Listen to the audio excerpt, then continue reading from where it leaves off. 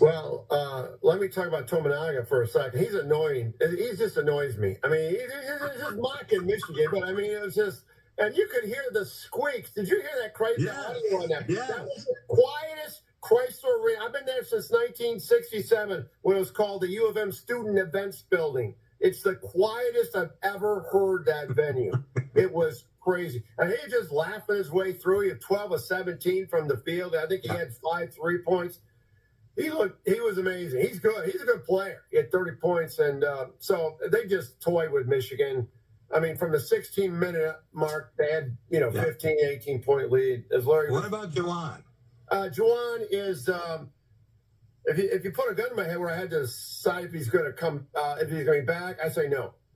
But I don't think anybody knows, maybe until tomorrow or the next day. But I'm predicting his chances of not being there are greater than him being there as we stand right now.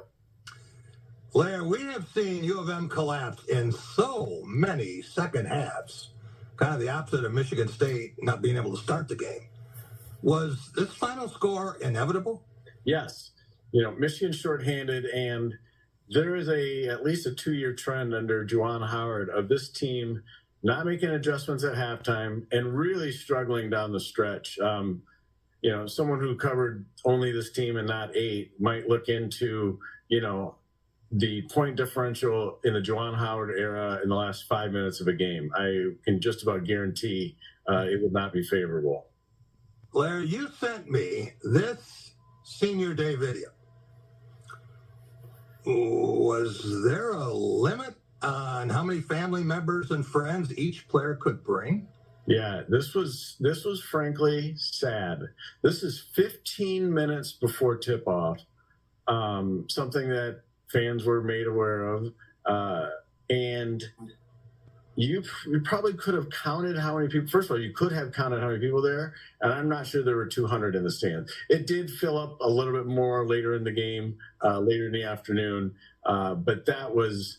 There were no Purdue fans or Michigan State fans to buy tickets. So that's what was left behind. On SeatGeek, the official secondary market partner with the University of Michigan, there were scores of tickets available for $1.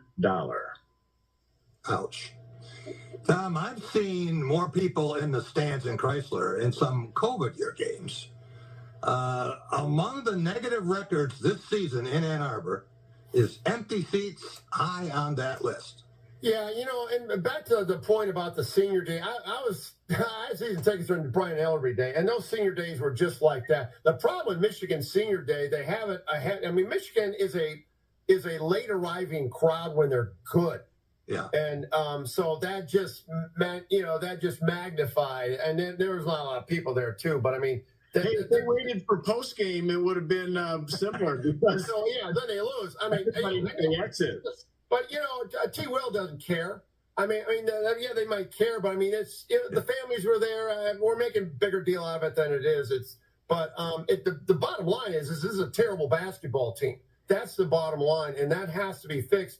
You're going to have crowds like that, and I know a lot of donors, and I know a lot of season ticket holders, and Juwan talks about buy-in to his players. He's going to have to get buy-in to the fans if he doesn't show some assurance that things will change next year, if he indeed does come back.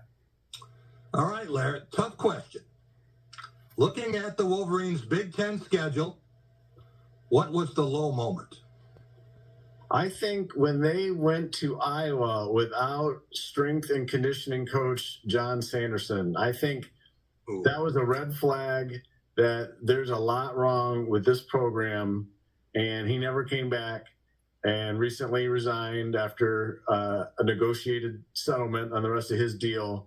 I think that was, to me, the low point. I think that was a bad sign that this program is in rough shape. Tom said it's a terrible team. It's a terrible program right now. And unlike Jim Harbaugh, who a lot of people wanted Ward Manuel to fire a few years ago, Jim Harbaugh had a track record. Juwan Howard doesn't. Juwan Howard had a few good years with John Beilein's player. He was a good stopgap coach.